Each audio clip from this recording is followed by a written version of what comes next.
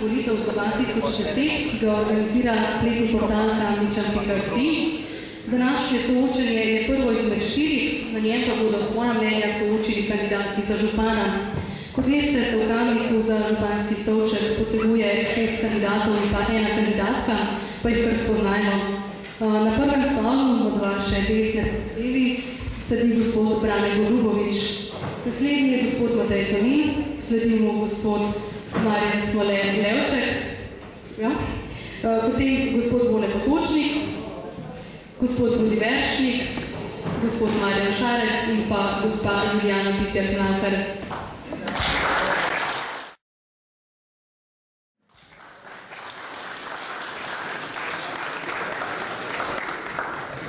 Preden zares začnemo s soočenjem, pa ponovimo še pravila. Kandidati jih že poznajo, še za vas jih ponovimo. Kandidati bodo odgovarjali na različna vprašanja, za odgovor na posamezno vprašanje pa imajo 1 minuto časa. Pretekle minute bo označil zvonec. Ko pa bodo vsi kandidati odgovorili na vprašanja, bo čas za replike. Replika ne sme biti daljša od 30 sekund, tudi tokrat boste zaslišali tisti zvonec.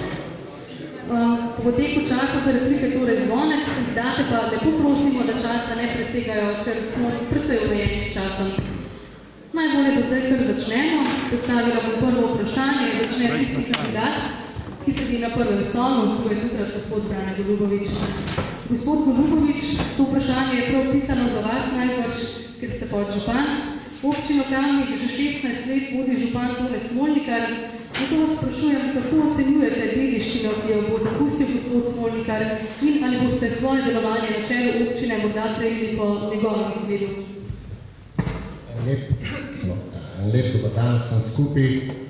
Tone Smolnikar je bil župan 4 mandate in to že veliko pove. 4krat so mu ljudje dali mandat. In sam ocenjujem, da je njegovo delo in delo njegovih sodelavcev, ter pa seveda tudi občinskega sveta, na njega ne smemo pozabiti, bilo dobro v temu 4 mandatih. Se mi zdi, da v zadnjem mandatu smo naredili največje preboje iz mojega stališča na področju družbenih dejavnosti. Vsekakor, sam sem pa druga generacija in imamo neke različne poglede na nekatere stvari, zato bo tudi moje vodenje občine drugačno, bolj odprto, transparentno na vključevanju in tako naprej. Najlepša hvala za odgovor, gospod Tonin, kaj pa vi menite o tem? Lep pozdrav sem skupaj. Poglejte, v preteklih 16 letih se je zelo veliko dogajalo, da vse, kar je bilo narejenega, je bilo razumljeno kot velika županova dobrota. Potrebno se je zavedati, da je župan v službi ljudi in da je plačan za to, da dela za ljudi. To je nekaj podobnega, kot bi vam rekli, da ste uspešni, zaradi tega, ker hodite v službo in delate tisto, za kar ste plačani. Pri ocenjevanju dela župana Smolnikarja je potrebno primerjave narediti, potrebno se primerjati. In ena taka čisto hitra primerjava gospodarska pokaže to, da je bila v preteklosti občina Kamnik ena izmed najbolj razvitih jugoslovanskih občin, danes je pa le še povprečno razvita slovenska občina. Pač to veliko govori o delu župana Smolnikarja, seveda je določene naloge upravil v redu, so pa ostale tudi še stvari, ki pa niso bile dokončane in ki bo potrebno dokončati v prihodnem mandatu. Najlepša hvala, gospod Smole, kakšno je vaše mnenje o županu Smolnikarju? Ja, tudi jaz želim tako sporočil. Se slišimo? Najbolj mikrofon, moram tako potrebno. A res? Ja, vidite, da pa ste človek, čeprav da sem na odru, oziroma tega, jaz še enkrat se zdravil. Kar se pa tiče zadnjega župana, jaz osebno bom rekel takove. Mislim, da je kar veliko naredil, čeprav verjetno bi bilo več kot vsak župan, in vedno bomo vsakega župana kritizirali pa hvalili. Tudi jaz, če bom, verjetno bo ista situacija. Tako da bi rekel, da moje mišljenje glede župana je deljeno. Po eni strani se veseli naredili tisto, kar bi se lahko in bi se moral, po drugi strani pa tudi konc koncev že danes po mestu se nas stili. To se pravi, je in ni, tako da ne bi mogel niti kritizirati, niti hvaliti. Hvala lepa. Gospod Potočnik, imate vi podobno mnenje? Ja, hvala, čisto kratko, dobro večer, vsem skupaj. Hvala mojim prijateljem, ki sem jih tukaj, da so tukaj. Kar se tiče župana, jaz sem bom nekaj besed zgubil, ker je pač zgodovina, 16 let veliko je naredil v Kamniku, zelo dobro delo delal, ker je bilo v prid vsem skupin. Jaz sem bil sporadično tukaj v Sloveniji, v Kamniku, vem, kakšno je mišljenje po Kamniku, kaj se govori, ampak to je bilo 16 let dobrega dela za župana, kaj pa bo, kaj mene zanima, je pa prihodnost. Za prihodnje, to je važno, kako bomo jutri živeli, ne kako smo včeraj živeli. Ker smo včeraj naredili, ne moramo spremeniti, kaj pa dokaj jutri spremenimo, to je pa potem naša vse kamniška stvar, kamniški občani, oni odločajo. Jaz vedno pravim, vsak človek mora prevzeti odgovornost za sebe, za svojo družino. Jaz bi pa vse poklical, pa rekel, da vsi skupaj prevzamemo odgovornost za Kamnik. Najlepša hvala, gospod Potočnik, gospod Večnik, tudi vi, gospoda Smolnikar, ki znate že precej dolgo časa. Ja, res je. Gospod Smolnikar je hodil let pred mano v gimnazijo, zato se poznamo že iz mladih let. Takole bom rekel, je se trudil, to moramo priznati. Marsikaj je premaknil v kamniški občini.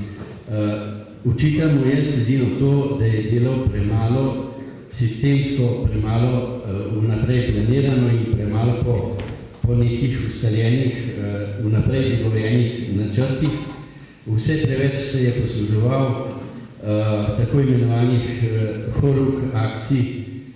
Zato se, kot primer bom navedel pravkar odprto povezovalko, za katero trdim, da je potrebna, vendar v zdajšnjem času, v tej situaciji gospodarski, mislim, da ne bi bilo treba, da smo se lotili tega projekta, oziroma na to, da rabimo veliko vrtcev, prostorov v vrtcih in drugih socialnih transferih. Hvala lepa. Najlepša hvala, gospod Šarec.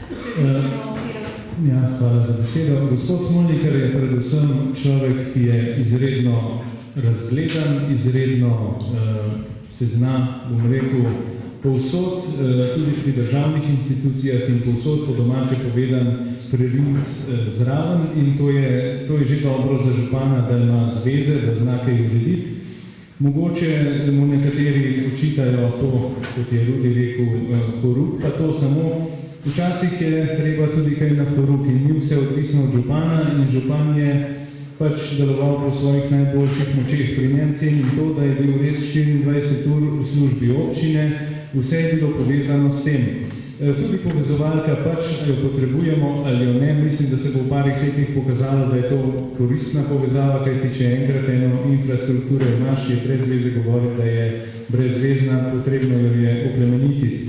Ima pa mogoče tudi kakšno napako, seveda v 16 letih se jih veliko nabere. Hvala, gospod Šarec, še gospod Izjak Mlakar.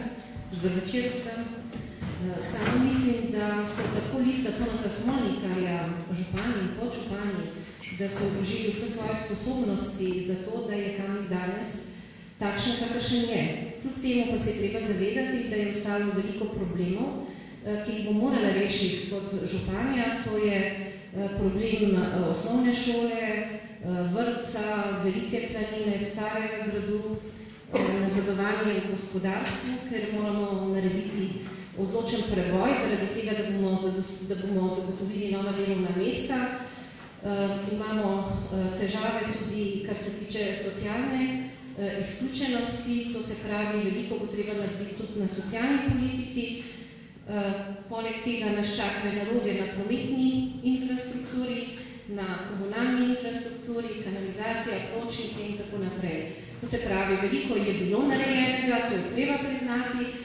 Verjamem, da so vse trudili, vendar naloge še obstajajo. Najlepša hvala za kandidat. Če se za replike, bodo morda še do kakšno misel, gospod Tonin, boste vi začeli? Ja, imam kratko repliko. Torej, za pravo oceno Smolnikarja dela je potrebno, kot sem rekel, primerjati stvari z drugimi občinami. Seveda pa tisti, ki ste zadovoljni s trenutno situacijo, je vaša letira relativno lahka, na razpolago sta Brane Golubovič ali pa Marjan Šarc, ki sta na nek način ideja naslednika Toneta Smolnikarja. Jaz pa vendarle mislim, da je po 16 letih v Kamniku prišel čas, ko so potrebne spremembe. Že zaradi tega, da se nekako razvijajo te omrežja, ki so se do zdaj naredila. Hvala, gospod Pavlov.